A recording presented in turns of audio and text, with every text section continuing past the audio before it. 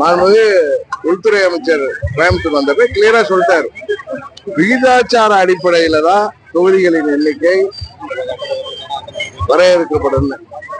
இப்ப நீங்க சொல்ற மாதிரி 1000 தொகுதி ஆனாலும் விகிதாச்சார அடிப்படையில தமிழ்நாட்டுக்கு இப்ப உத்தரப்பிரதேசம் அதிக பாப்புலேஷன் உள்ள மாநிலம், அங்கெல்லாம் மக்கள் தொகை அதிகமாயிட்டு அங்க இருக்கிற தொகுதிகளின் எண்ணிக்கை எவ்வளவு உயர்ந்தோ அதே விகிதாச்சாரத்துல தமிழ்நாட்டை விடுவோம்.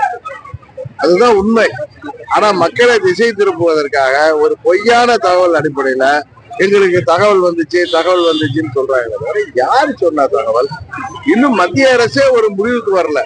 டீலிமிட்டேஷன் விவகாரத்துல விகிதாச்சார அடிப்படையில் முடிவு செய்யப்படும் ஒரு அந்த அந்த வழியில சிந்திக்கிறதா உள்துறை அமைச்சர் மாண்புமிகு அமித்ஷா அவர்கள் சொன்னார்களே தவிர எந்த முடிவும் எட்டப்படாத நிலையில இந்த கூட்டமே ஒரு